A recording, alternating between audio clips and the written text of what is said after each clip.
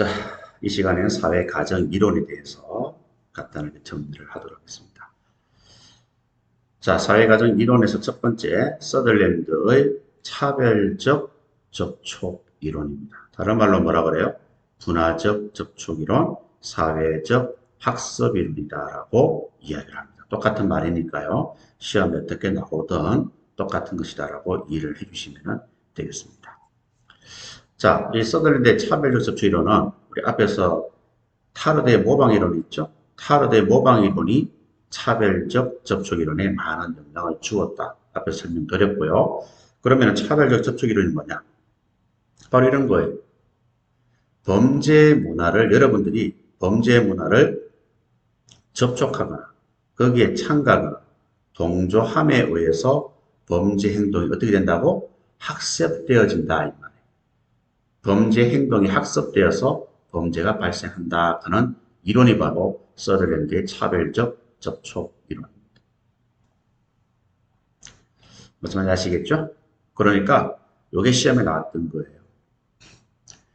분화적 사회 조직 속에서 행동이 어떻게 학습된다고요? 예, 정상적으로 학습된다는 거예요. 시험에는 비정상적으로 학습된다고 시험에 나왔습니다. 이해하셨죠? 정상적으로 학습된다고 보는 사회적 학습 개념을 도출한 이론이 바로 차별적 접촉 이론이다.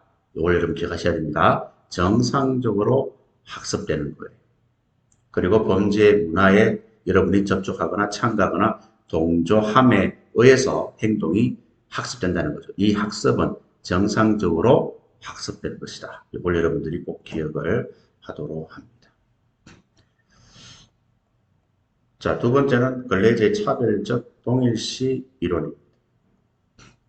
자, 차별적 동일시 이론하는 것은 이렇게 생각하시면 돼요. 어렵게 생각할 필요 없고, 자, 여러분들이 만약 폭력물을, 우리 어린 아이들이 폭력물을 많이 본다고 봅시다.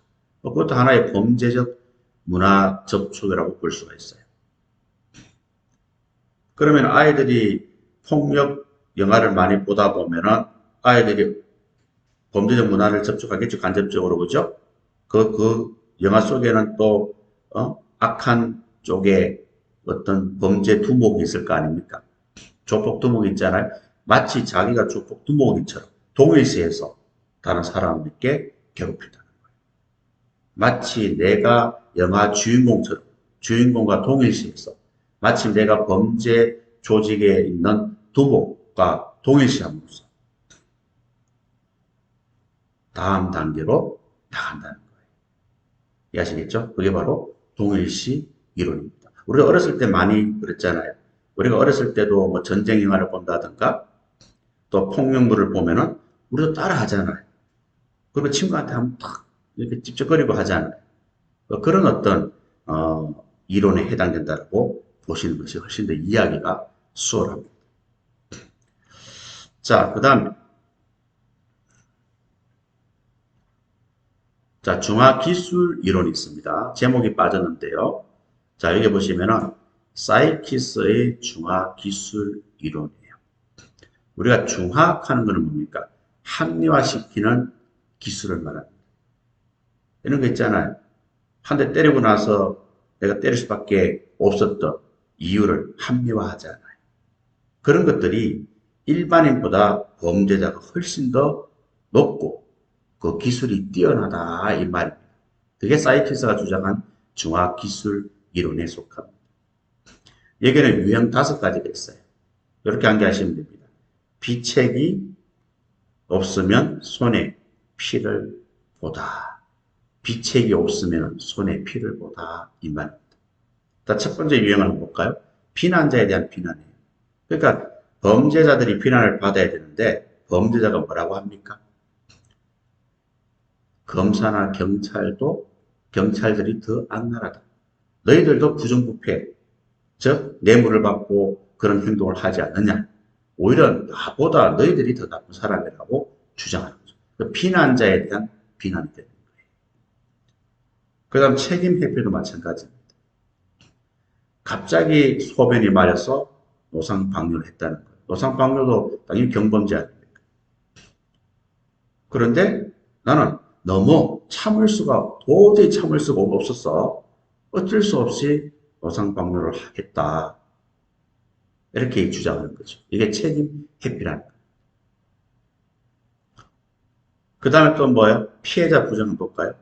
돈을 빌려줬는데 돈을 갚지 않아서 폭력을 행사했다. 아무리 돈을 받지 못했다고 해서 폭력을 행사하는 건 범죄. 그래서 오히려 내가 피해자다.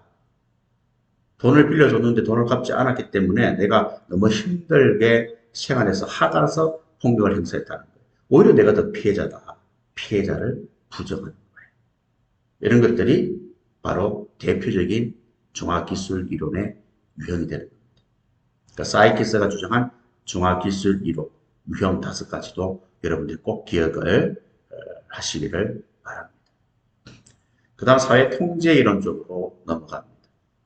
자, 레크리스 견제 이론, 봉쇄 이론이 있습니다.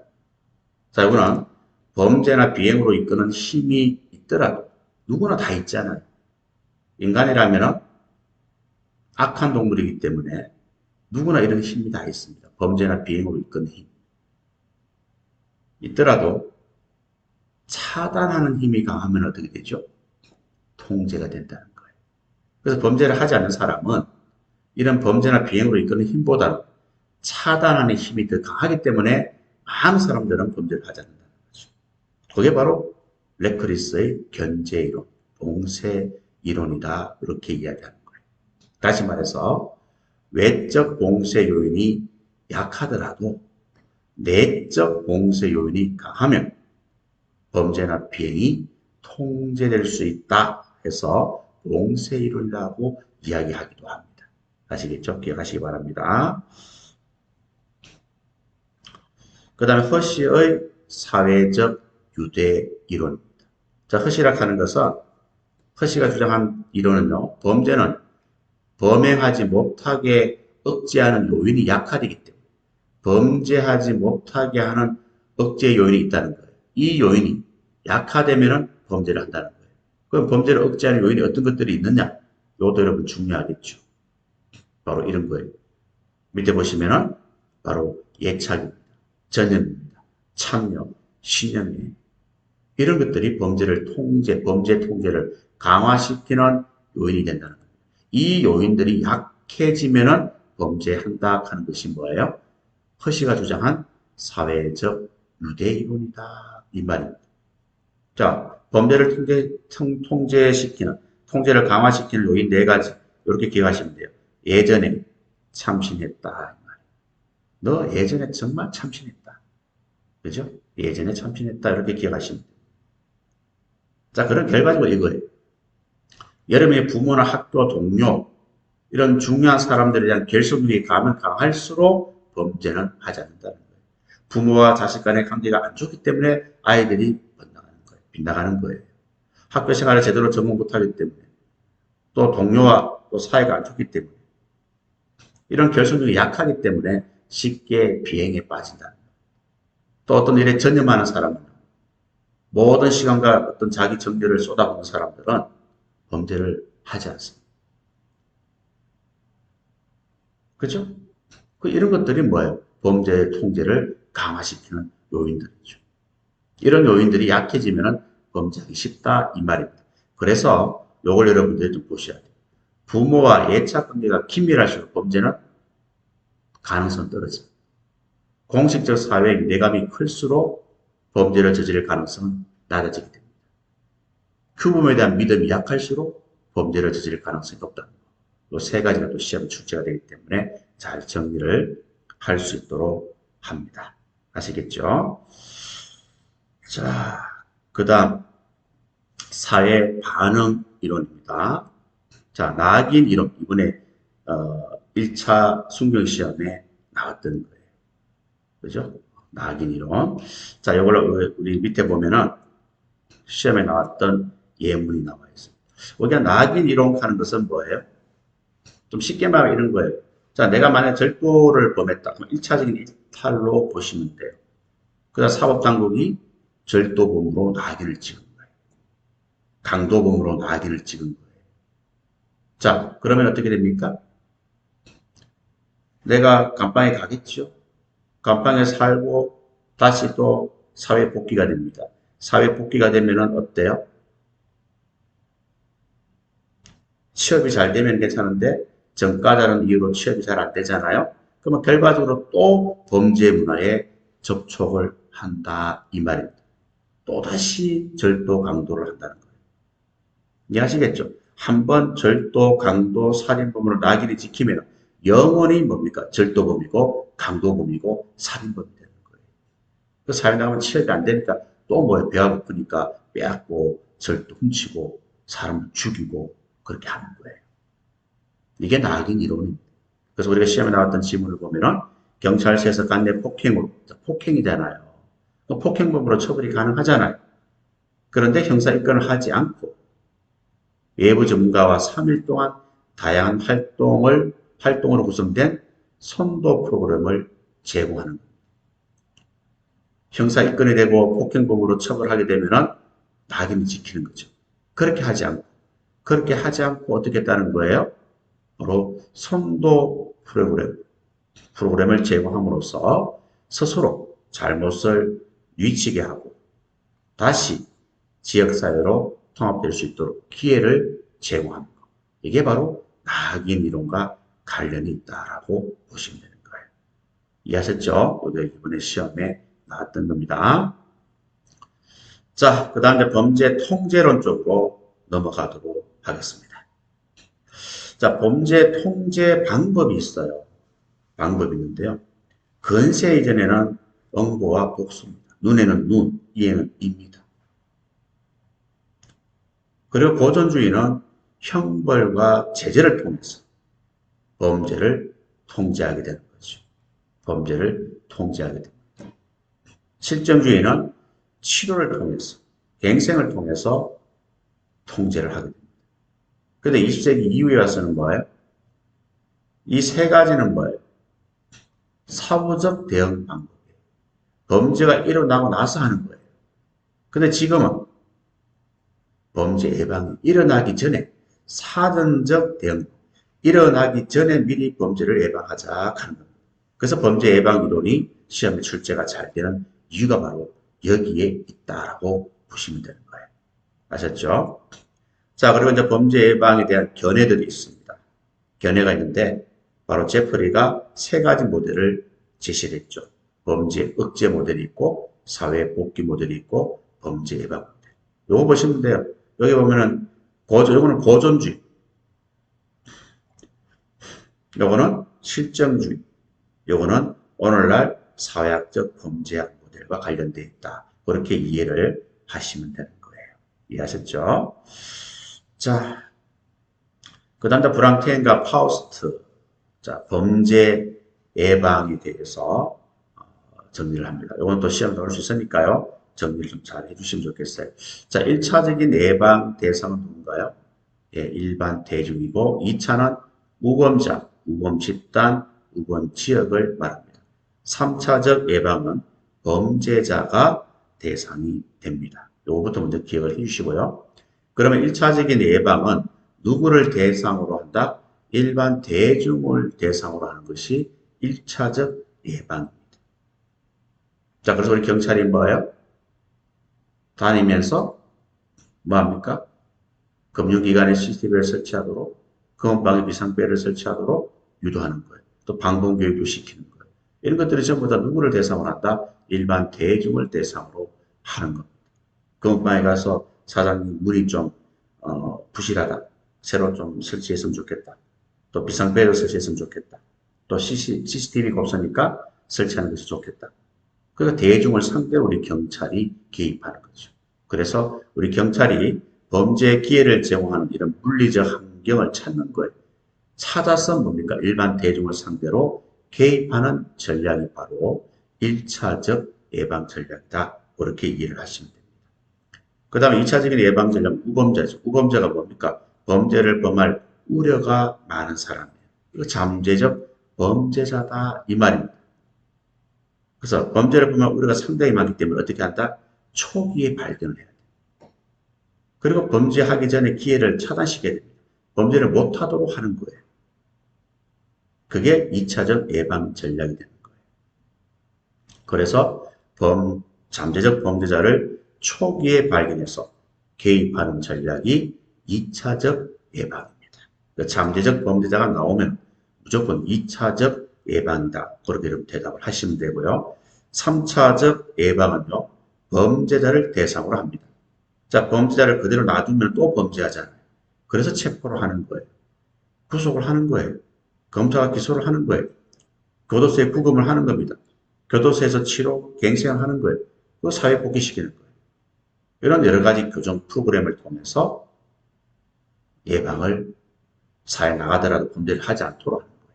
그래서 전략은 상습범 대책 수립, 재범 억제를 저항하는 전략이 바로 3차적 예방 전략이다. 이렇게 여러분들이 이해를 해주시면 됩니다. 이걸 잘 구분해서 오늘 이해를 바탕으로 정리를 한번 해주시면 좋을 것 같습니다. 자, 그리고 미국 범죄예방연구소에서는요, 범죄 예방을 어떻게 정의하고 있어요? 범죄적 기회를 감소시키는 사전활동을 범죄 예방이다라고 주장을 하고 있습니다. 이거 기억하셔야 됩니다. 그리고 랩의 범죄 예방은요, 실제 범죄 발생하고 공중의 두려움을 줄이는 사전활동을 뭐라고 그런다? 범죄 예방이다라고 주장하고 있습니다. 여기서 여러분들이 또 하나 주의할 것은 바로 이거예요. 실제의 범죄 발생 있잖아요. 이거는 통계적 측면이다라고 보시면 되고요. 공중의 두려움을 줄이는 사전활동이니까 이거는 뭐예요? 심리적 측면이라고 보시면 돼요. 이해하셨죠? 그래서 랩의 범죄 예방은 통계적 측면과 심리적인 측면을 동시에 고려한 개념이다라고 여러분들이 이해를 해주시면 되겠습니다. 자, 이것도 한번 간단하게 1차, 2차 이렇게 한번 우리가 구분해서 정리를 해보도록 하겠습니다. 자, 일반 대중을 대상으로 하는 것은 뭐죠? 1차가 됩니다. 잠재적 범죄자가 나왔으니까 2차가 되겠고요. 환경설계, 이웃감시, 금융기관 CCTV 설치, 검은방 비상벨은 1차가 되겠죠. 범죄 기회를 정하는 물리적 환경 조건을 찾아 개입하는 것도 1차입니다. 범죄자를 대상으로 하는 것은 3차예요.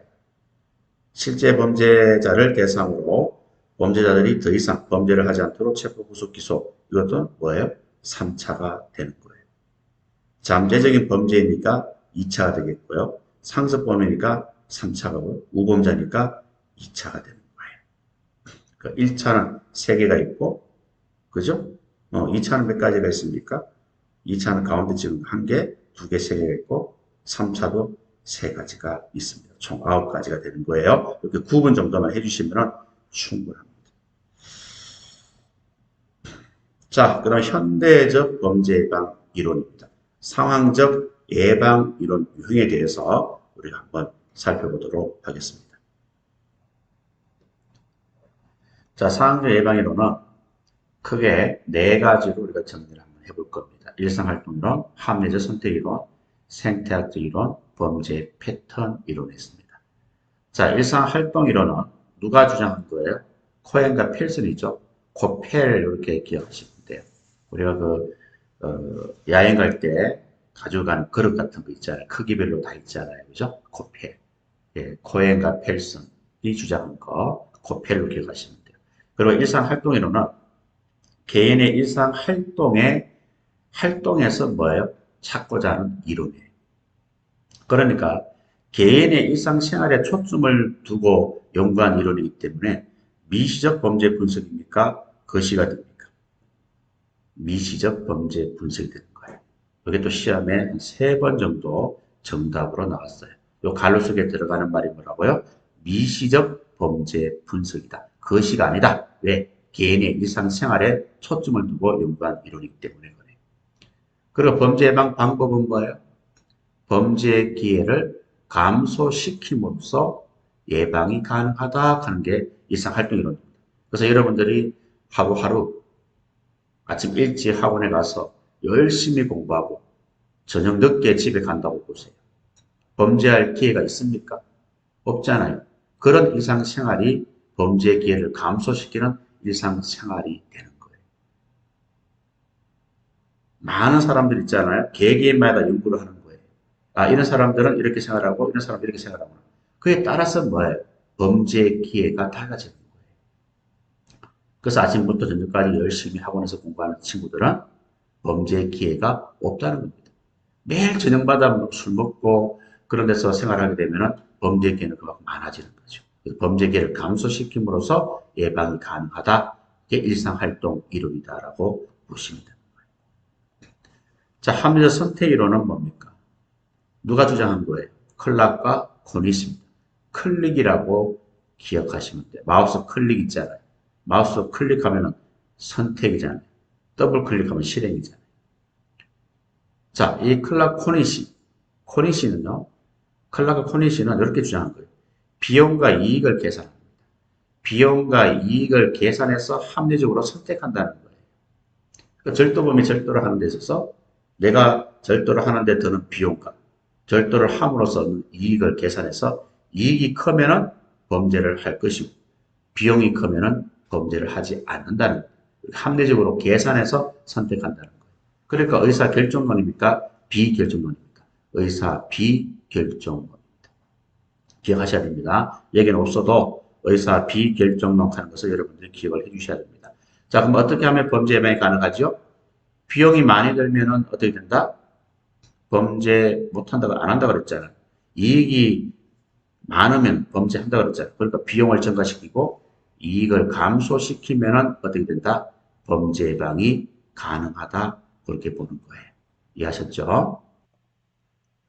자, 그럼 생태학적 이론입니다. 생태학적 이론인데요. 자, 생태학적 이론은 제이콥스가 주장한 거예요. 제이콥스가. 그래서 재생 이렇게 여러분들이 기억을 하시면 되겠습니다. 재생. 자, 환경 설계를 통한 범죄 예방. 다음 시간에 또 우리가 공부를 할 텐데 셉티드 원리가 있어요. 자, 범죄 예방을 주장했고요. 범죄 예방 방법은 범죄 취약 요인을 제거하는 겁니다. 아파트에 차단기가 없으면 차단기를 설치하는 거. 그죠? 또 문에 잠금 장치가 제대로 안 되어 있다면 잠금 장치를 제대로 설치하는 거. 또 저층에 창문에 방범창이 설치되어 있지 않으면 방범창을 설치하는 거. 이런 거예요. 이게 범죄 취약 요인이잖아. 이런 취약 요인을 제거시켜주는 거. 제거시킴으로써 예방이 가능하다. 요거는 세프티드 원리에서 자세하게 설명을 하게 됩니다. 그때 가서 여러분 정리를 해주시면 됩니다. 자, 제이콥스가 주장한 게 생태학적 이론이다. 그리고 범죄 취약 요인을 제거함으로써 환경 설계를 통해서 범죄 취약 요인을 발견하고 그것을 제거함으로써 예방이 가능하다. 그렇게 여러분들이 이해를 하시면 되겠습니다. 자, 범죄 패턴 이론은 브랑템이 주장한 거예요. 그리고 일정한 장소적 패턴입니까? 시간적 패턴입니까? 장소적 패턴입니다. 요거 시간적 패턴으로 시험에 출제가 잘 되니까요. 여러분들이 조심을 하셔야 됩니다. 알겠죠? 장소적 패턴이다. 그러니까 범죄자들이 어떤 시간대에 어떤 장소에 많이 이동하는지, 그죠? 어떤 장소에서 또 이동 경로가 어떻게 되는지, 이동 수단이 어떻게 되는지 그런 패턴이 있을 거 아닙니까? 그럼 우리는 어떻게 해야 되겠어요?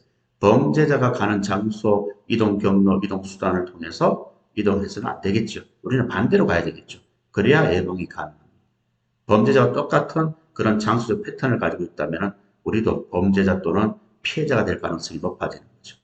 이해하셨죠? 그게 바로 범죄 패턴 이론이다. 그렇게 여러분들이 정리를 해주시면 되겠습니다. 자, 그리고 셀리가 이제 말하는 범죄 발생 네 가지 조건은 뭐죠?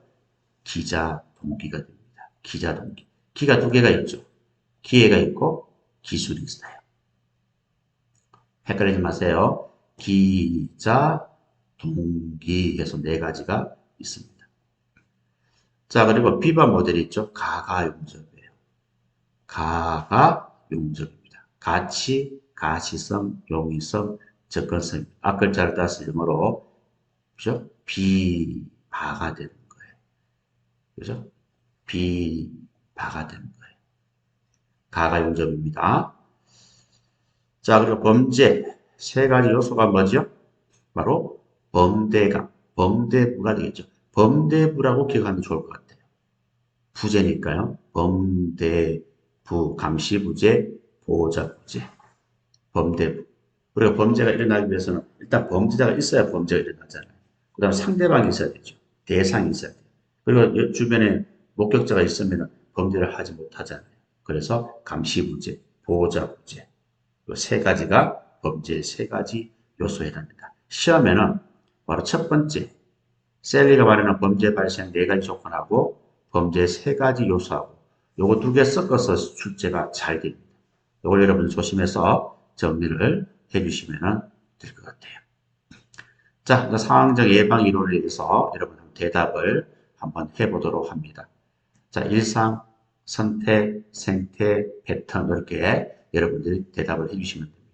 비용과 이익을 계산한다. 선택이에요. 환경 설계를 통해서 범죄 예방을 주장했다. 미안합니다. 요 선택이죠. 비용과 이익을 계산하여 선택하는 것은 합리적 선택 이론이고, 환경 설계를 통한 범죄 예방은 생태학적 이론이고요. 코펠이니까 일상활동 이론이고, 미시적 분석이니까 일상활동 이론이고, 범죄의 취약 요인을 제거시키는 것은 생태학적 이론입니다. 일정한 장소적 패턴은 범죄 패턴 이론이고, 제이콥스는 생태학적 이론이고, 개인의 일상활동 변화에서 찾고자 하는 이론은 일상활동 이론입니다.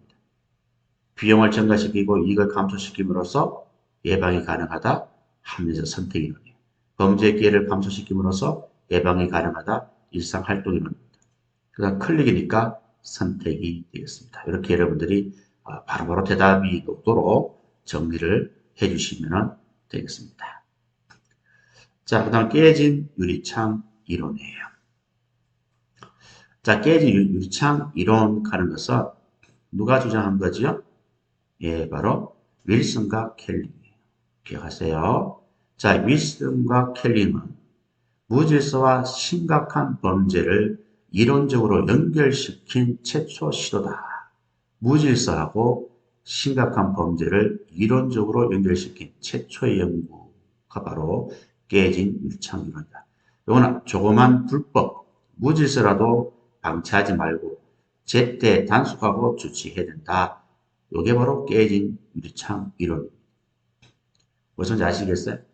자그마한 불법이라도 봐주고 놔두면 결과적으로 나중에는 엄청난 불법 행위로 발전한다는 거예요. 그러니까 제때 단속을 해야만이 그 큰 문제를 발생을 미리 사전에 막을 수가 있다 하는 것이 깨진 유리창 이론입니다. 그래서 무관용 원칙하고 관련이 있다고 보시면 돼요. 경미한 범죄, 무질서 행위에 대해서 관용을 두어서는 안 된다. 무관용 원칙을 주장을 한 거죠. 자, 깨진 유리창 이론 개념만 여러분들이 알고 있으면 돼요. 그 다음 집합 효율성 이론입니다. 자, 이거는 무슨 이론입니까?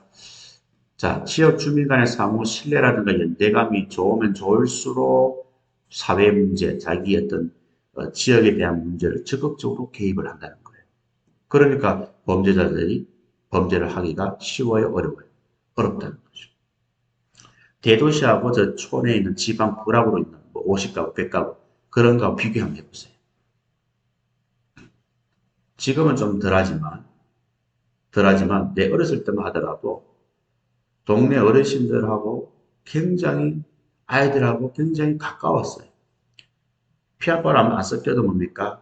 아저씨, 뭐 삼촌, 뭐 이렇게 얘기하고 마치 조카처럼 그렇게 대해주고 또 옆집에 무슨 일이 있으면 내 일처럼 봐주고 그만큼 지역 주민 간의 상호 신뢰라든가 연대감이 굉장히 좋았습니다.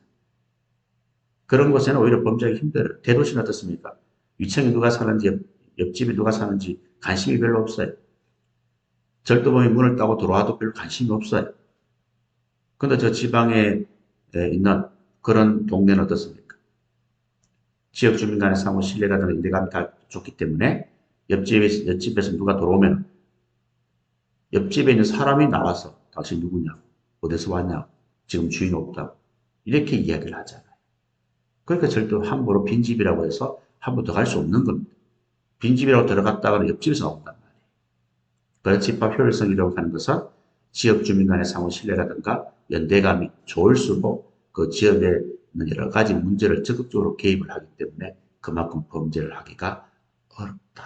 이 말이에요. 그게 집합 효율성 이론이라고 정리를 여러분들이 해주시면 되겠습니다. 자, 환경 설계를 통한 범죄 예방 기법은 다음 시간에 진행하도록 하겠습니다.